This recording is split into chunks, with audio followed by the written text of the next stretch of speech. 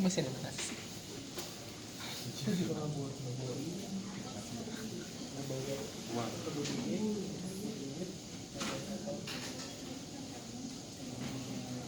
Emang lauknya apa? Lauknya apa?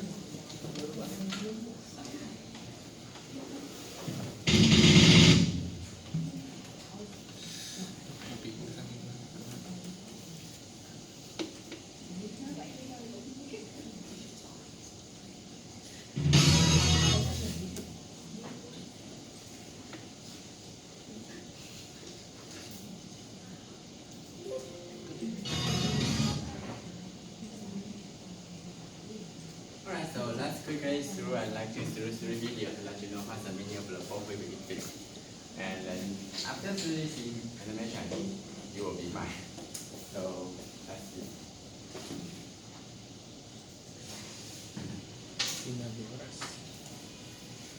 Welcome to the Investors Trading Academy Talking Glossary of Financial Terms and Events. Our word of the day is bullwhip effect. The bullwhip effect refers to a frustrating phenomenon that frequently starts with falling customer demand, although it could start with the reverse, a previously unanticipated rapid rise in customer demand. This falling customer demand prompts retailers to under-order so as to reduce their inventories. The bullwhip effect can be explained as an occurrence detected by the supply chain, where orders sent to the manufacturer. So you could see like this what I mentioned, like the for the downstream side, although it's a little bit different. Downstream side and consumer, you know the demand is very stable. But the retailer try to a little bit fluctuate, wholesaler or distributor fluctuate more. At the end, for the manufacturer, fluctuate a lot. Why this will happen? We call this situation is a bullwhip effect. So we want to avoid that. Manufacturer and supplier create larger variance than the sales to the end customer. These irregular orders in the lower part of the supply chain develop to be more distinct higher up in the supply chain. This variance can interrupt the smoothness of the supply chain process, as each link in the supply chain will over or underestimate the product demand, resulting in exaggerated fluctuations.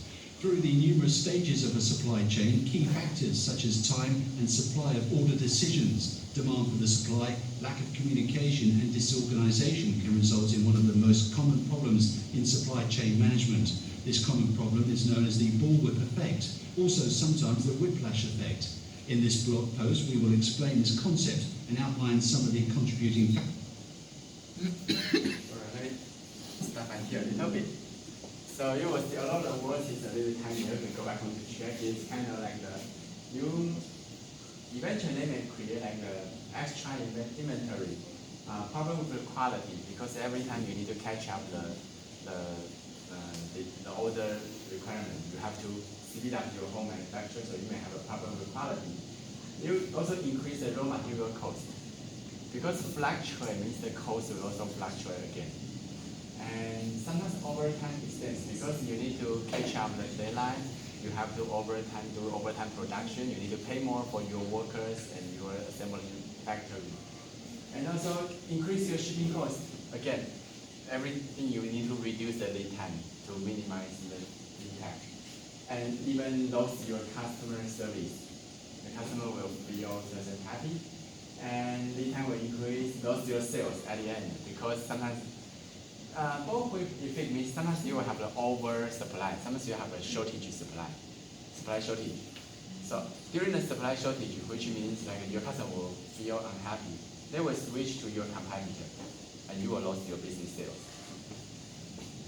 And also lots of like unnecessary adjust of the capacity. So you see like lots of drawback. That's why we want to avoid that. Outline some of the contributing factors to this issue.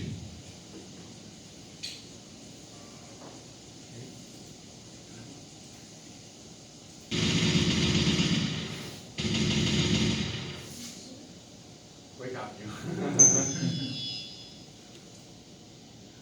What is the bullwhip effect? The ripple effect of small changes in customer demand are magnified upstream through a supply chain. All the way from the customers, to the retailer, to the distributor, to the manufacturer. So named because of the resemblance to a bullwhip, as the variability of demand increases sharply when you progress up the supply chain. For example, John has friends and family staying with him for a few months and buys more coffee than usual. Then the local supermarket sees the increasing demand for coffee and increases their order size with the wholesaler to refill buffer stock. Then the wholesaler sees the increase in order from the retailer and places a larger than normal order with the manufacturer for projected increase in demand. Then the manufacturer produces more coffee based on projected demand. The result? The manufacturer overproduces coffee.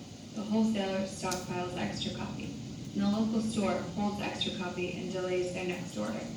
No more orders today. No thanks, we don't need any more orders.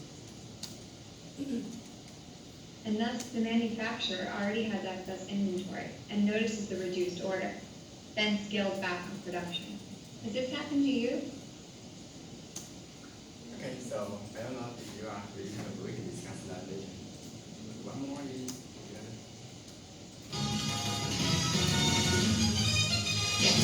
What is the bullwhip effect?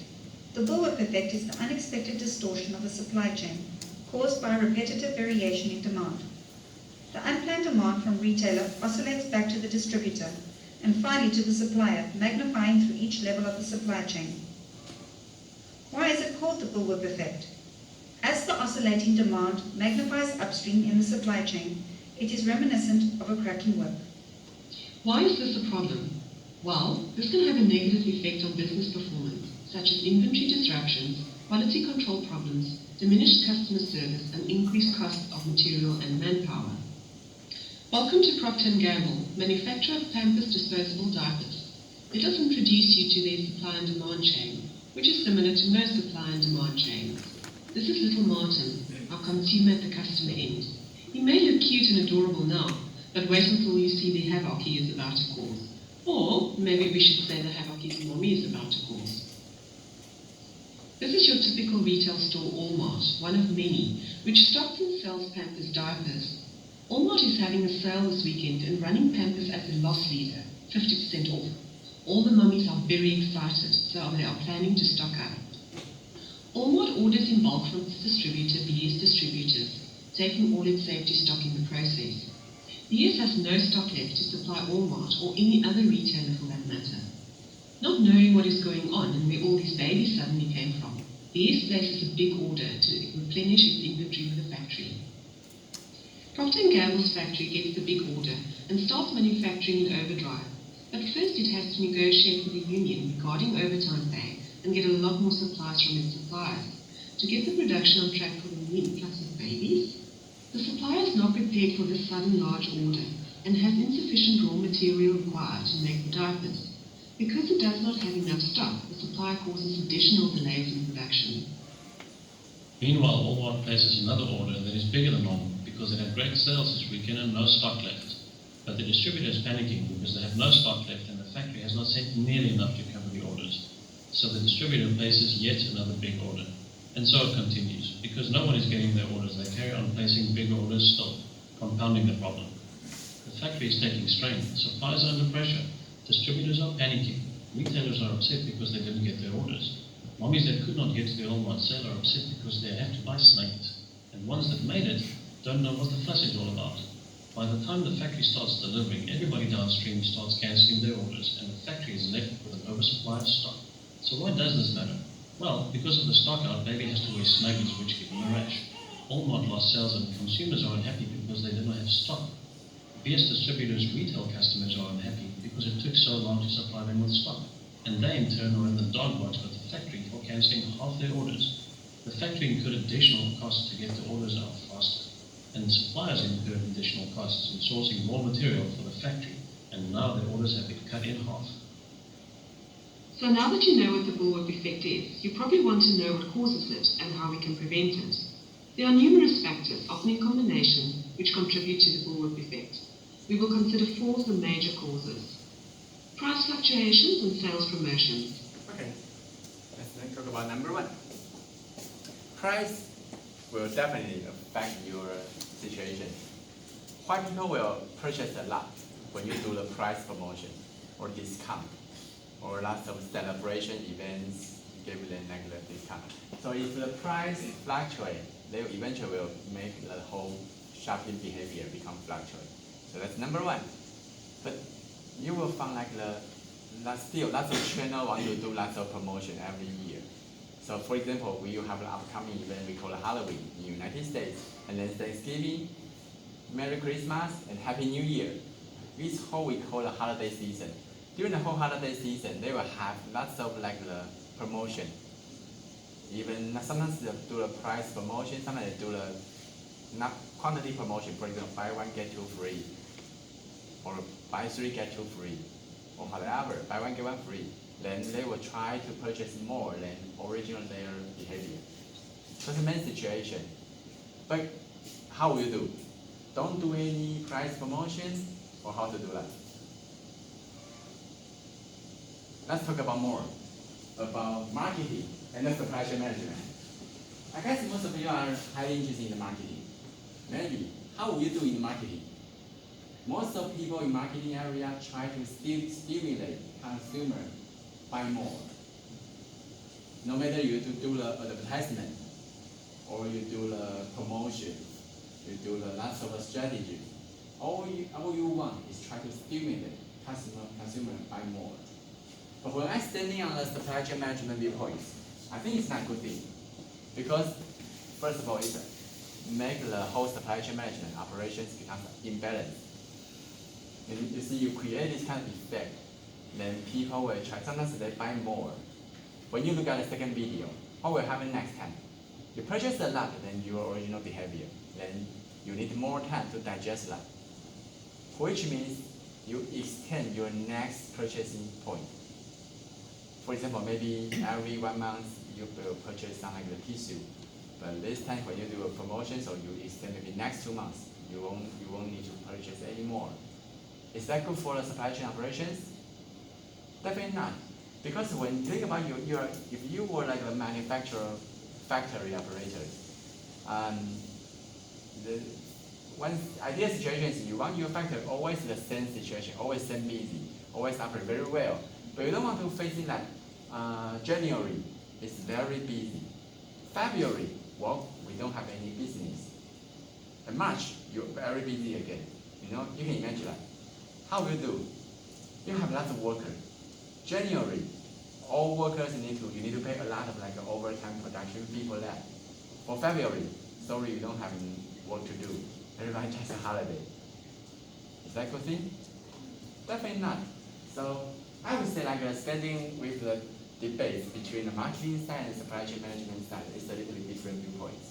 In the supply chain management, you want to pursue the balance among the all stakeholders. But in marketing, sometimes they will try to stimulate consumer in whatever they want to do. Then they will create another disaster. So I want to let you know, first one, price fluctuation. All right, my question would be back to here is, how will you do? If you were a marketing or you were a home manager for a business, how will you do? Do you like to do the price promotion anymore, or you don't do any price promotion? Or if you still want to do price promotion, how will you do to avoid this kind of overweight effect? Maybe I'm still doing like a promotion, but I must tell the supplier or the manufacturer that I will give a discount for this month, so they are already know that. Very good. Number one, tell them in advance. No, when you do know this kind of strategy or shaking the whole market, you better tell them. So if you, for example, like the manufacturer, they know you will do this price promotion, they have already established this kind of unrealistic behavior will jump out inside the market. Then they can do something in advance. You know, they can adjust their manufacturing production schedule. Very good. That's one possible way. What else you could do if you still want to do a price promotion?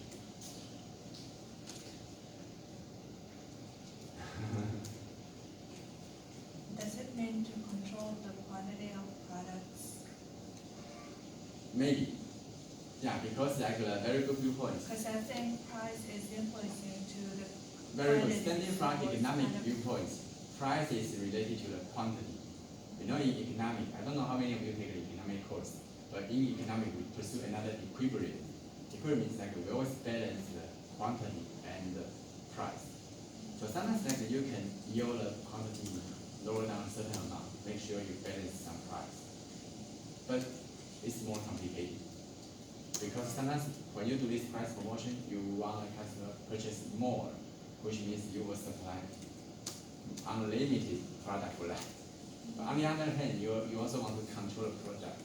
So some people do so. They try to call this kind of limited quantity promotion. So you can do this price promotion, but very limited amount if you cannot get it. So does it mean that if the supply, like the manufacturing process is going down, we need to have more marketing to have a constant manufacturing process, as well the supply chain goes the constant process? I would say yes, because like all these are highly related. I would just want to let you think, in the future, you have to coordinate with a different department. You're not just always standing on the, for example, marketing side. You have to consider the, for example, supply chain balance. You have to consider everything, and when you do the first strategy, it's called trend strategy. So most of my friends doing the marketing in the real world, they try to plan in a whole year promotion at the beginning, which means I standing on January, but I know the upcoming whole year when is a suitable time to set up a promotion and how they affect, because like they will plan the whole year already know. So key question is like a price fluctuation will really cause a bullwhip effect. So try to think about like how to avoid that before you do the price promotion. Okay. That's the second thing is Sales promotions and price discounts result in customers buying in large quantities and stocking up. As a result, the buying pattern does not reflect the actual consumption. Order batching. Companies place orders in batches, often to avoid the cost of processing orders more frequently or to avoid the high transportation costs for less than truckload orders. Shortage gaming. If product okay. What's the meaning of order batching? Batching means like a group. Every time, if you were a supplier or you were a consumer, they have different patterns. Some people will try to order a little bit amount, especially in B2C e-commerce system. They order a little bit every time. The transportation cost was all followed by not every time you order. Order batching means like similar to B2B. They order a lot each time. They want to save the transportation cost because only one time delivery. You don't need to deliver 10 times. So, but order batching, in order to encourage the order batching, the supplier or marketing side will try to tell them like you can calculate your cost. So customer will even also like to order batching, like the Costco, you purchase a lot each time. But this will also cause the bullwhip effect because you want to save the transportation cost, but you create another problem. Yeah. If you don't order batching, means that you need to order lots of times. Order batching means group together. Group together, very good. You can decrease your transportation cost. demand exceeds supply, manufacturers ration products, while customers exaggerate their orders to counteract the rationing. Eventually, orders will disappear and cancellations will pour in, making it impossible for the manufacturer to determine the real demand for its product. Okay, when you talk about shortage gaming is another issue. More complicated, like the shortage is not always a bad thing actually. What's the advantage for a shortage? Very good. Some marketing people like to play this game. You see, like a Xiaomi or some they try to play this shortage game. They give you a very limited amount, and people are eager to get that. And then they release another small amount. And every time they play this kind of shortage means people, you can stimulate people try to get that more and more if they still are interested with your products.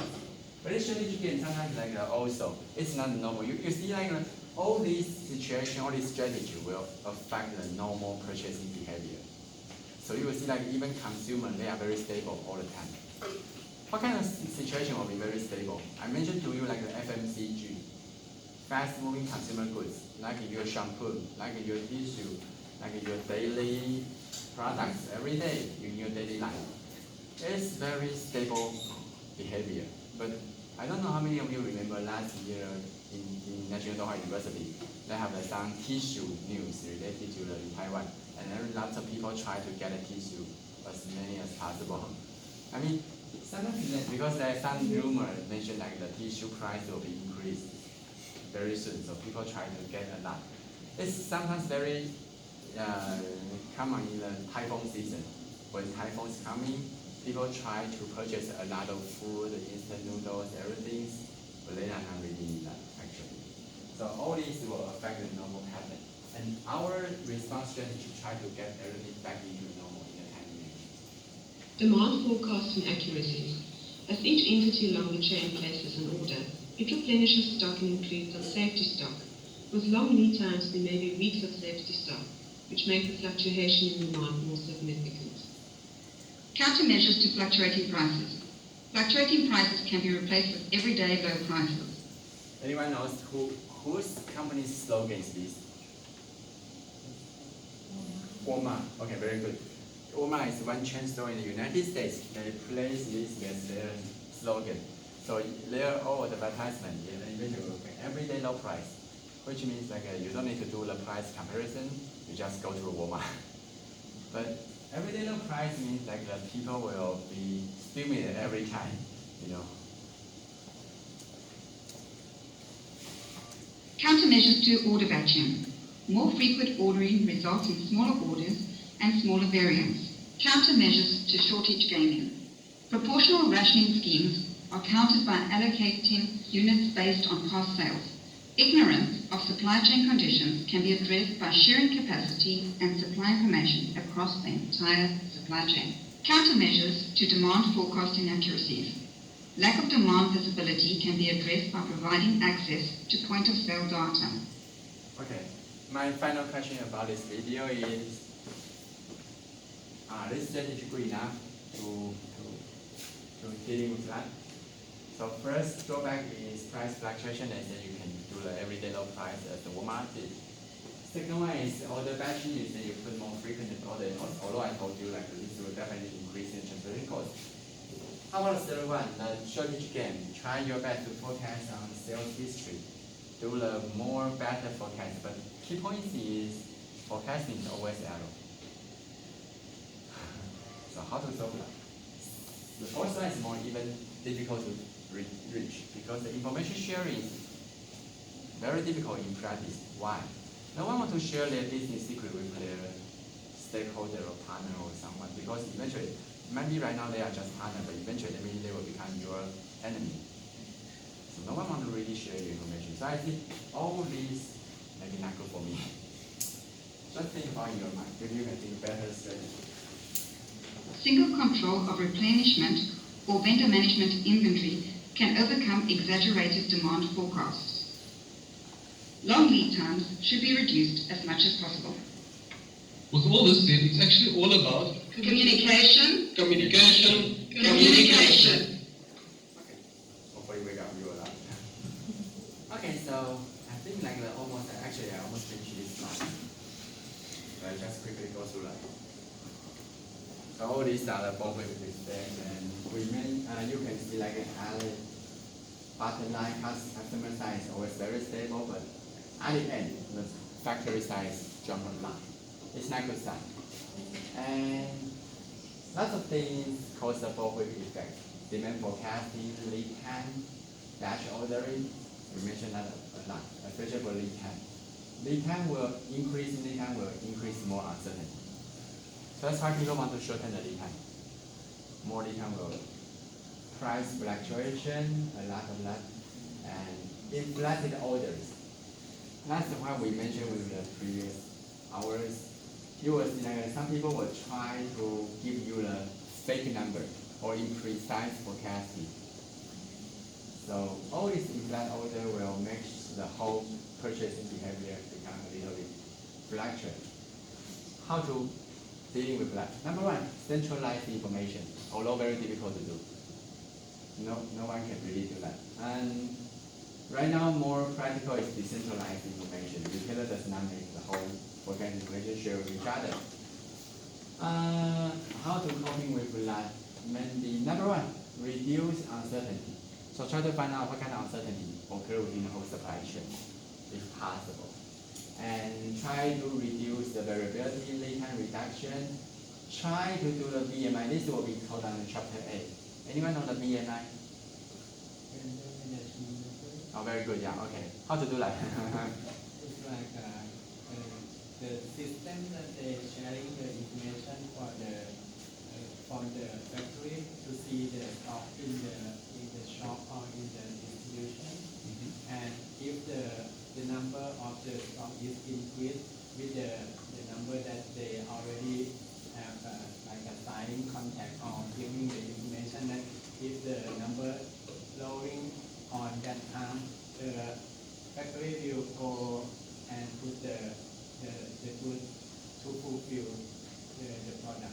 Okay, very good. And I mean, in chapter 8 you will learn more. But basically, when they try to help control the inventory on a central, maybe we call it vendor, but sometimes they try to help you to control the inventory for lots of retailer side.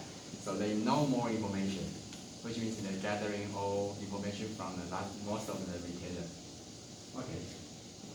So centralize and try to do whatever you can do the information sharing, but it's not that easy actually. Let's go back to a contract. How contract can help you to get more? For example, when we sign this capacity reservation contract, similar to one of our opinion is like since they put a capacity reservation, you can guess what they're truly forecasting. You know, they reserve like this kind of buyer reserve a certain level of capacity. Then you can guess, okay, maybe this is based on their forecasting. So you can try to guess maybe more clearly, and they provide some signals for you.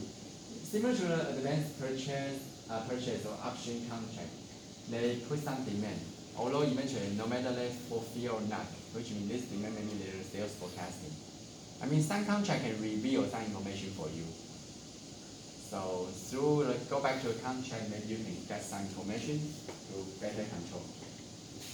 All right, so I guess like we talk about lots of forecasting. Although I told you forecasting is very difficult, but still you have to do something. And only traditional people like to analyze previous sales, but remember like most of the demand will be fluctuated by the pricing, promotion, even you release a new product.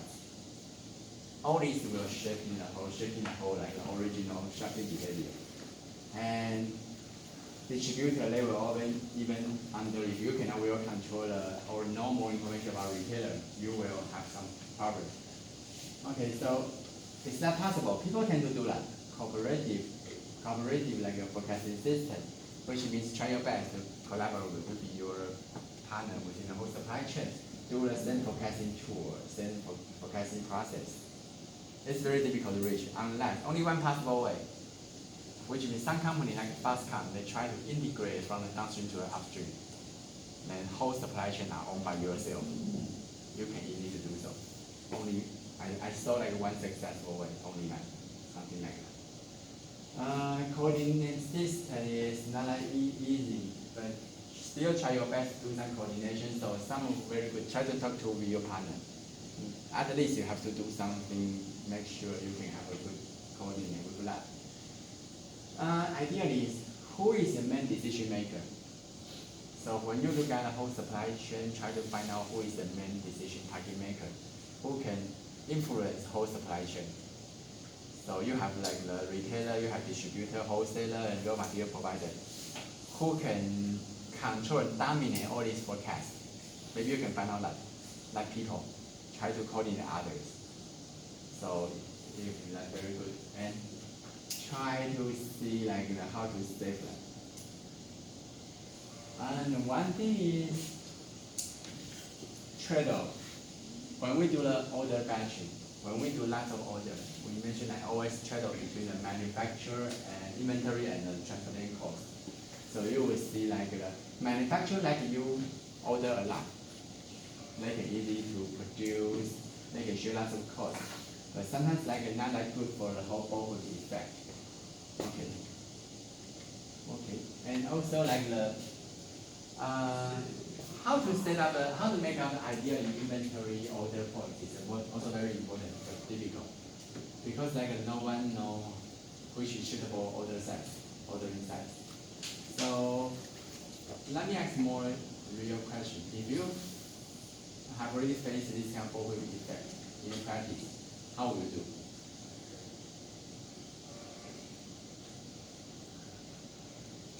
How will you do to cure that in more efficiency way? Let me give you a hint. Maybe let me see if I have a video. But okay, very practically, if you're facing this figure, you already found that, and horizontal means the time horizon, and this vertical means the order size. You have already found a fluctuated reflex. And for example, we're standing on the first weeks. In this case, demand has been overinflated. How will you do?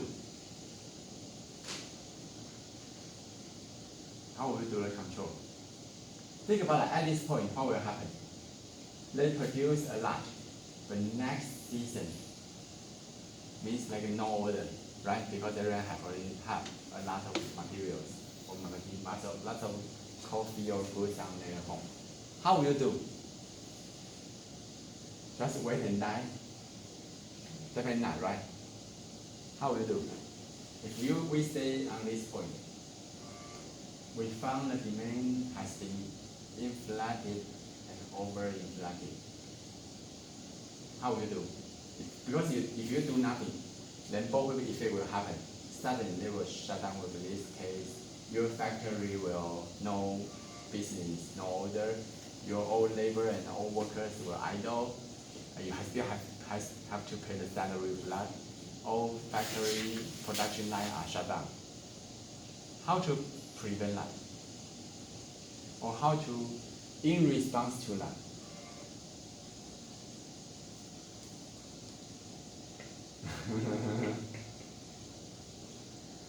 I think the main problem in this bullwhip effect is the information sharing.